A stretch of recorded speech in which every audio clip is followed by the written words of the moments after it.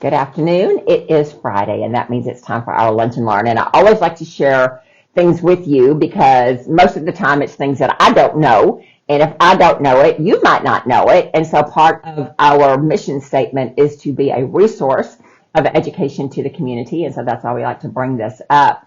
Today, we're going to be talking about sleep and sleep cycles and how the right kind of sleep and the right wake-up time can really help you as far as maintaining your health. So we have a lot of people that come into the clinic that do not sleep well. They've got insomnia, or they stay up way too late, or they sleep in way too late.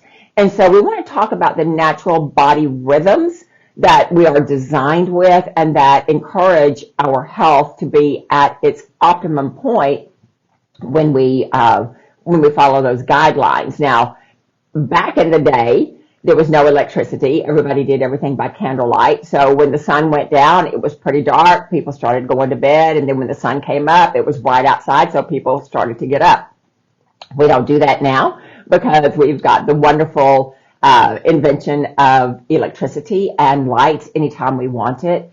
However, that can be a detriment if we are not following the regular sleep cycles and we've got problems with going to bed and getting up. I had children in here just this past week, 16-year-olds that go to bed about 1 o'clock and don't want to get up until about 9 o'clock. And so while they're getting X amount of hours of sleep, they think that they're doing okay. Well, what they don't understand is that the body has its own rhythm of this hour, this organ takes care of itself. This organ does this at this hour. And so if you're sleeping or not sleeping during the repair time, then those organs are not becoming rejuvenated and restoring. So it's not just that you get 8 hours of sleep, it's when you get those 8 hours of sleep. And more importantly, what we're going to talk about today is getting up at a decent time. So you may have heard decent, meaning there's some indecent times. I don't want to say it that way. We just want to do what's best for our body. And so what we're finding out is that when we get up is a big difference in how we are maintaining our health. So there is a neuroscientist called Andrew Huberman, and he lists morning sunlight as one of the 6 fundamental pillars of health alongside daily exercise, daily nutrition, managing your stress, having healthy relationships, and restorative sleep. So he says morning sunlight. So I'm very fortunate in my home. I get up in the morning and I go down toward the kitchen, put my cup of coffee on, sit at my kitchen table, and it is a huge big picture window, so I can actually see the sun come up every morning. I get up early. I get up at 5:30, 6 o'clock every morning. Sometimes I get up even earlier, just depending on what's going on. But I love walking and sitting at my table and watching the sun come up. Did not realize that that was really beneficial to my health. So I was really excited for that because sometimes I get a little bit frustrated that I get up as early as I do.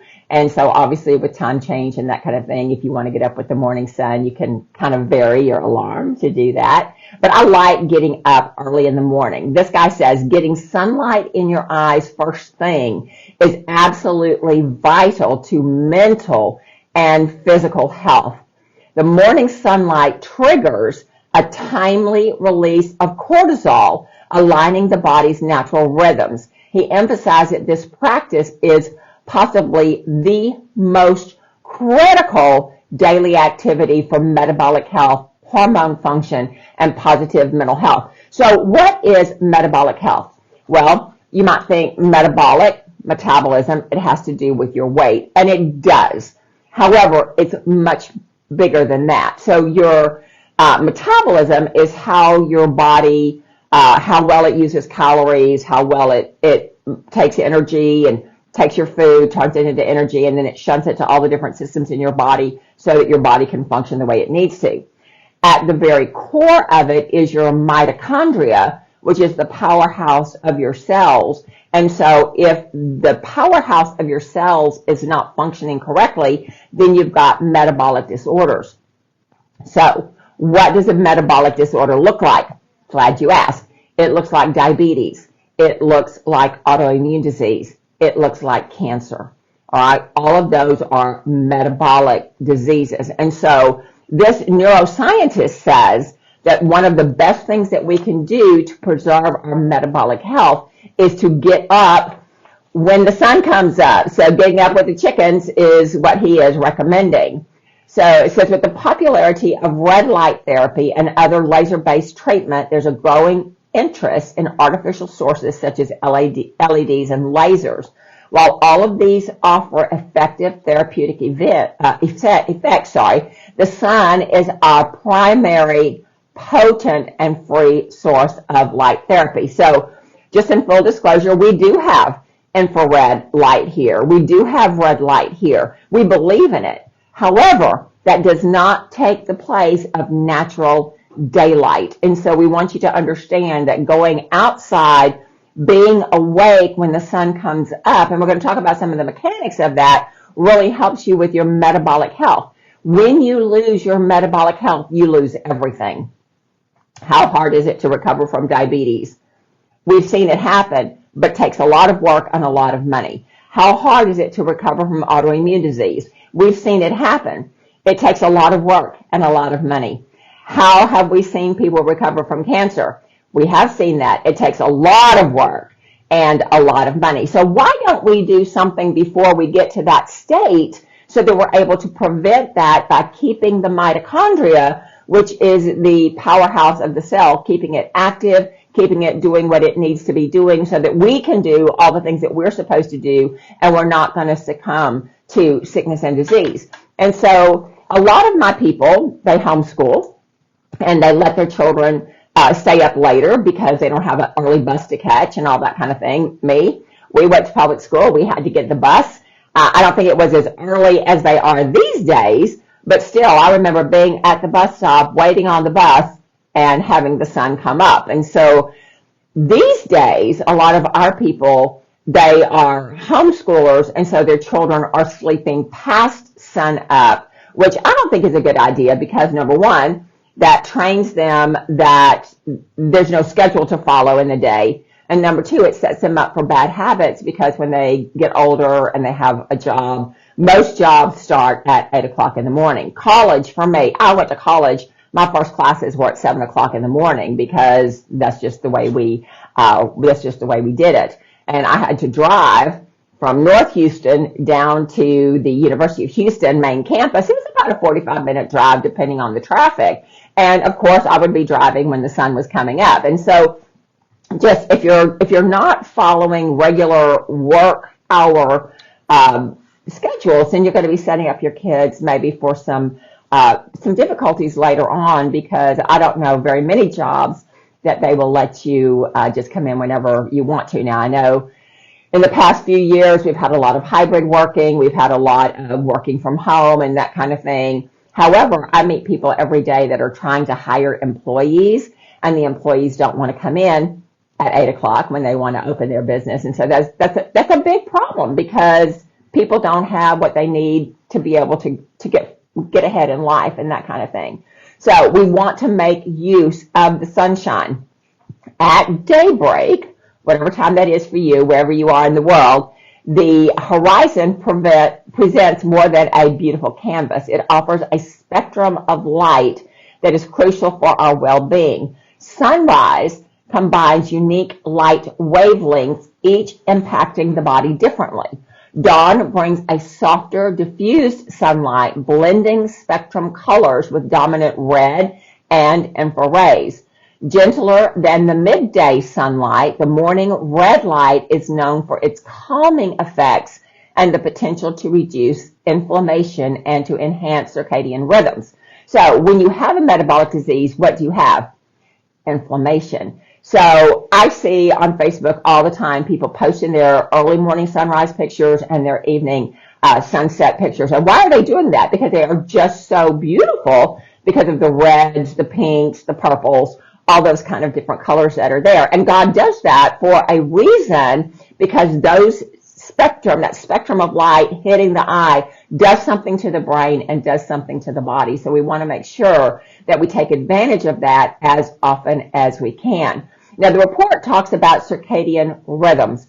Those are the natural functions of the body, the sleep-wake cycle, the cellular repair cycle, all those kind of things. And so we don't want to disrupt that by ignoring what is best. So the morning sun also offers other benefits. Unlike the harmful blue light from screens, your natural morning light is essential for waking us up by raising the cortisol level and setting our rhythms. Now, if you do spend a lot of time on the screens, and of course I do because I'm doing this Facebook Live, right? I do in my office, I've got screens. Of course, we watch television, all that kind of stuff. I have recently found this product. It is a Pharmanex product. It's called the Eye Formula, and what it does, it protects the eyes from blue light, and it supports general eye health. So the light that you're getting from your screen is very damaging to your retina. It's very damaging to the macula. And so you may have seen people with these orange glasses or blue light glasses to block out those rays, and those are good. I think they look a little bit silly, but they work, and so that's good. This is something that you take too. I take it in the evening, and it protects your eyes against that blue light. So I think that's really important for everybody to understand, because we are becoming more and more, I don't say addicted because I don't think that's right, but more and more of our technology requires screens. And so we don't want to miss out on the benefits of the technology, but we do want to protect ourselves and make sure that we're healthy and that kind of thing. So this is something that Steve and I have added to our regimen, because we want to make sure that as we are getting older, that our eyes are not deteriorating because we are in front of blue lights all the time. So just a word to the wise there, all right? Infrared light, though it is invisible to the naked eye, is another component of morning sunlight. While we cannot see this, it penetrates deep into the eye and our tissues. It is thought to have healing properties, aiding in cell repair and regeneration. This light is also crucial for synchronization of our internal biological clocks, aligning our wake-sleep cycle with the natural day-night rhythm. Now, honestly, we have a lot of people that come in and they have problems with this. They try to go to bed at a decent hour, but they're absolutely wide awake. They wake up several times in the night, they get up, they change positions, they do all that kind of stuff, and then they finally get to sleep like 4:30, 5 o'clock in the morning, and they'll sleep till about 9, maybe 10 o'clock in the morning. Are they getting enough sleep? Maybe not, but they're getting it at the wrong time, and it perpetuates that cycle, and that's not what we want to do. We want to get our bodies on the proper wake-sleep cycle so our bodies can do the repair that it needs to do. Before clocks, all right, our internal response to light served as a natural timekeeper. The brain houses light-sensitive cells in the eyes that send signals to the suprachiasmatic nucleus, which is a part in your brain, which acts as the central pacemaker for our body's internal clock. Our body's sensitivity to light peaks during 3 key times. The first hour after waking, so whatever that is for you, that's what that is. 2 hours before bedtime, and then at night. Utilizing these phases of daylight helps regulate the circadian rhythm. Now, Jay Neitz, who is a renowned professor of ophthalmology and a color vision researcher at the University of Washington School of Medicine, reminds us of the profound effect of natural light, especially at sunrise and sunset, on our brains. His research has revealed the role of specialized cell in our retinas known as IPRGCs. Okay, that stands for intrinsic photosensitive retinal ganglion cells, which are crucial in regulating our internal clocks, influencing our mood and our alert levels. These cells do not respond to white light, but are very responsive to blue, yellow, and orange, which are the colors of the sky at sunrise and sunset. This color sensitivity is vital to resetting our internal clocks each day. Exposure to a colorful dawn sky activates these cells, sending signals to our brain's master clock to align it with a new day. Now, I'm going to just be honest here. I love sunrises and I love sunsets. I think they're absolutely beautiful. Do I make it a priority to go out and gaze at that? Well, no, I haven't in the past, but guess what? I'm going to change that, because while I am in the morning in a place where I see the sunrise and I appreciate the sunrise, I'm viewing that through a window most of the time, and I'm not getting the benefit of all those spectrums coming through the glass. Same thing at sunset. If I'm out and driving, I see the sunset and it's like, oh, how pretty, and let's take a picture and all that kind of stuff. But what I need to do, and what you need to do, is kind of set that to your phone so that you get an alert at sunset, so you can run outside, look at that light, expose your eye to that light, so that you can have that benefit of that light resetting your body clock, so that your body clock does what it needs to. Now, is this a hard thing to do? No, it's not a hard thing to do, but it's something we have to be mindful in order to do it. Steve and I went to some place to eat over the weekend. I think it was Sunday, and we were out. We just happened to be outside, and we saw the sunset, and it was absolutely beautiful. I took a picture of it. I thought it was really pretty. But did I expose my eye to that? Did I look at it? Did I kind of will that light to come in and do what it needs to do to my eye? No, I didn't. I mean, I appreciated it, but I didn't really absorb it the way that I think that we're supposed to really take advantage of that and absorb that, because that is for protection for our eyes, for our longevity. All right. Getting older. Steve's getting older. We're going to the eye doctor. Thankfully, everything's good. So we're glad about that. But you know what? We can do more. We can expose ourselves to morning sunlight. We can expose ourselves to evening sunsets. And we can do better with those photosensitive receptors in our retina so that our eyes can be better for longer. And you can do that too. I think that's really, really important. He goes on to say that when the internal clock is delayed, people have to be up when the internal clock says they should be sleeping in the morning. All right, so this has what's the right word? This has a impact on how you feel. So there are people that are naturally morning people.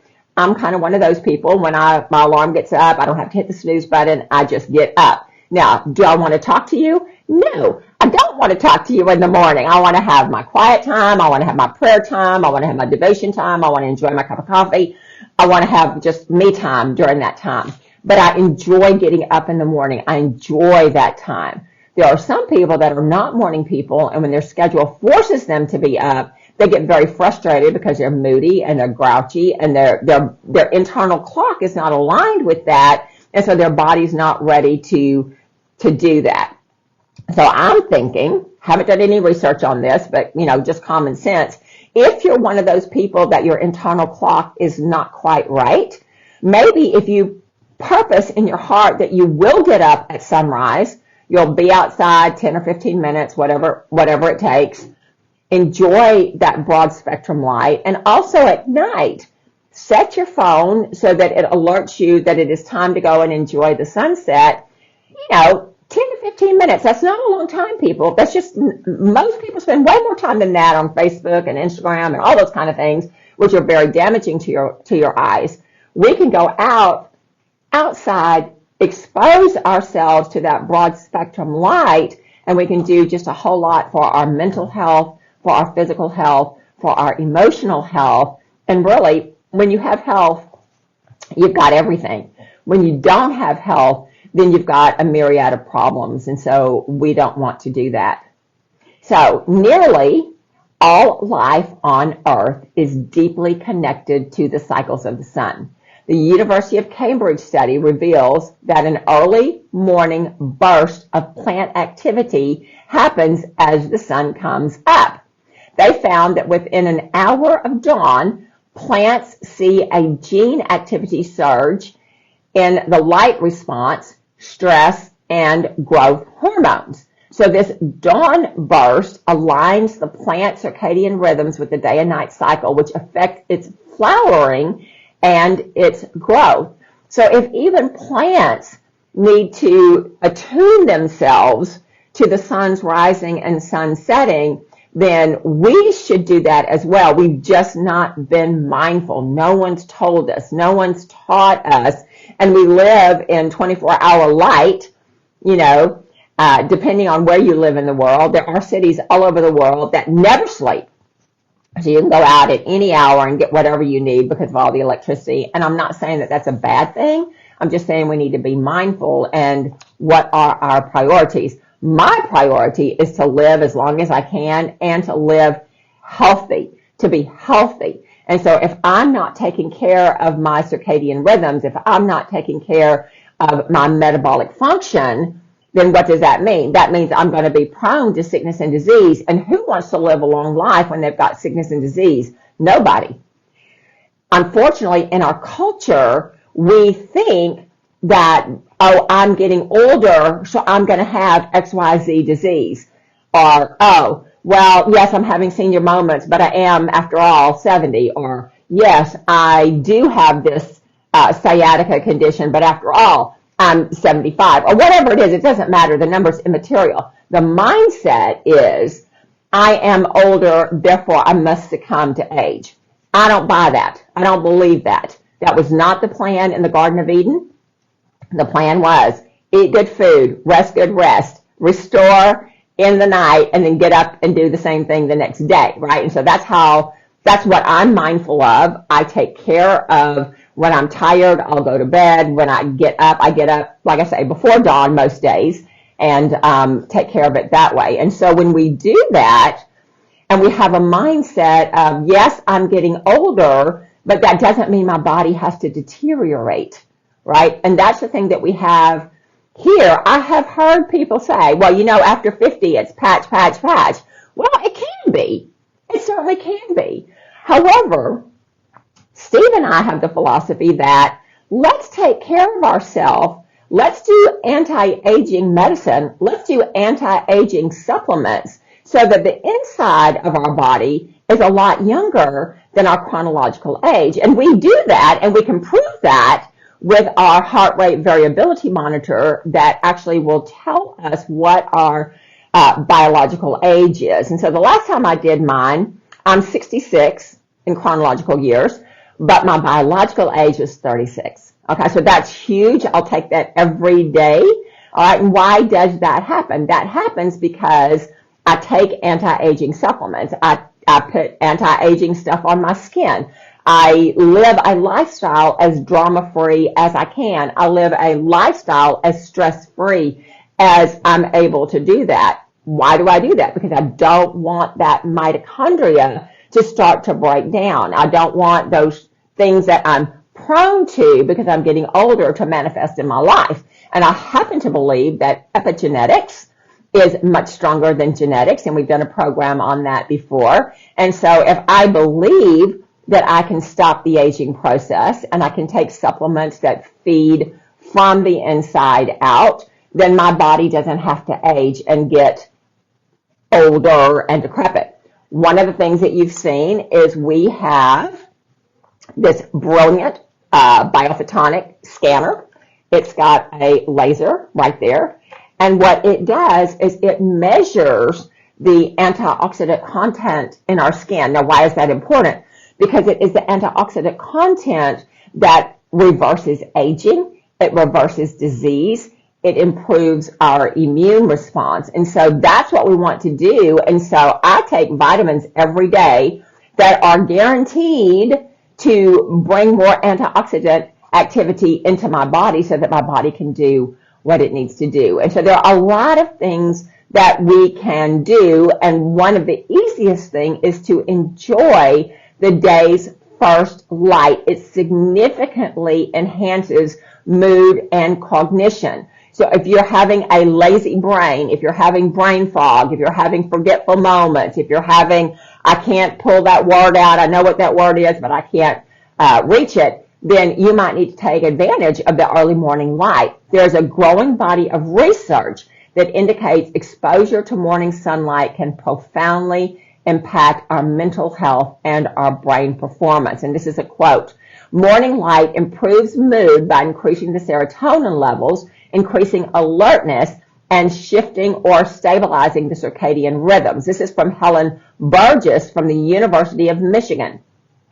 Studies show that light therapy can match antidepressants in improving mood. Now, if you tell me, go out and look at the sunrise and sunset for 15 minutes every day for the next 3 weeks and see what your mood does, or you prescribe me an SSRI, well, guess what I'm going to choose to do? I'm going to choose to go out and enjoy the sunshine. And yes, in South Texas, it can be cold and it can be blistering hot for sure. I get that. And it can be humid and you have a bad hair day. I get that. However, you can make the choice to go out before you get ready, enjoy that good sunlight, see what it does for you, see how it enhances your mood and that kind of thing.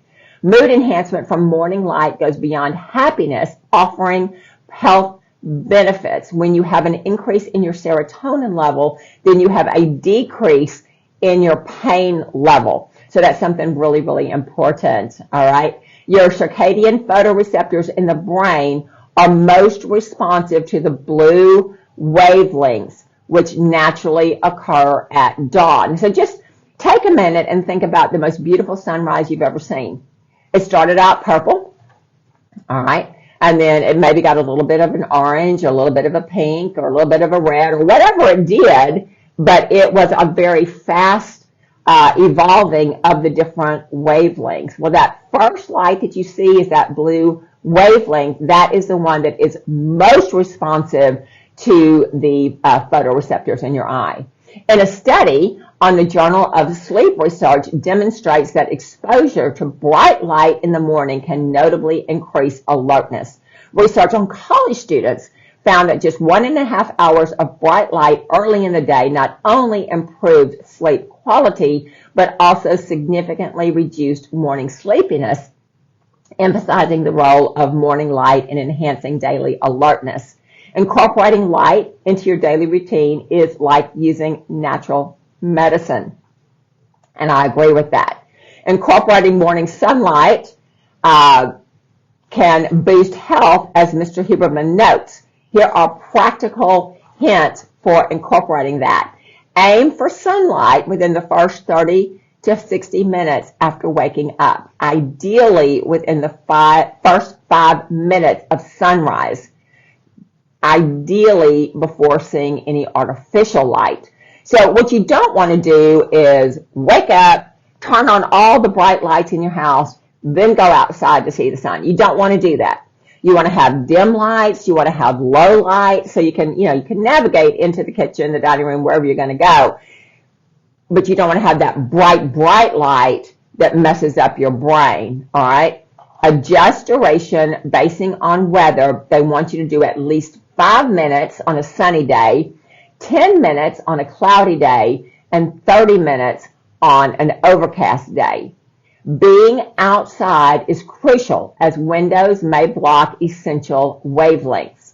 Direct eye contact with the sun is not necessary. You look in the direction without directly staring at the sun. So we don't want you to go out and like howl at the moon, right? Stare at the sun. We don't want you to do that. Just go outside because you're going to see the colors. You're going to see it in the horizon. Light waves are very, very fast. I can't remember what the velocity of those are, but they're very fast. And so just being outside and in the presence of the sunlight is going to get the job done. You can wear regular glasses or contact lenses, but you do not want to use light blockers or sunglasses. You want to have early morning light exposure at least 80% of the year, all right? At least 80%. Evening sunset viewing signals the days into your body countering artificial light effects. And so this is another thing. At night, you want to make sure that when your body's trying to calm down, when you're trying to get into that restful state, you don't want to have bright lights on in your house. You want to have very low lights. You ideally don't want to be on your tablet or your phone an hour before bed, because with some people, that blue light activates receptors in your brain that is hard for your brain to shut off. So you don't want to do that. You want to make sure post-sunset that you minimize artificial bright lights and just, have really low lights. We have at home a dimmer switch in our living room, and so we keep that down, pretty low. I have a reading light that I read with, but still, it's not 60 watts. It's probably 40 watts or something like that. And so that's what you want to do to minimize that. There is no replacement for early morning sunshine. And so we want to give you that information because we see so many people with sleep disorders, so many people that have trouble getting up in the morning, so many people that have trouble, just feeling good. And so if you go out and take advantage of what God has given us, see what it does to your mood, see what it does to your sleep-wake cycles, and see if you don't have a more restorative sleep. So I'm going to put in my calendar, when is the sunrise? Give me an alarm. When is sunset? Give me an alarm, because I want to go out and enjoy that and take that in. Not that I'm having any problems. I'm not. I don't want to have problems. And this is something that's just so easy to incorporate into the day. It doesn't have to be every day. 80% of the day. So you've got 20% of the days you don't have to do that, which is a lot, okay? It is the weekend. I want you to enjoy yourself. I want you to do all the things that bring you joy, a lot of self-care. Send me pictures of your sunrises and sunsets, okay? I want to see what you're seeing, and I'll try and do the same for you. And I will see you next week at the same time. Thank you so much for liking, sharing, doing all the things. I appreciate it very much.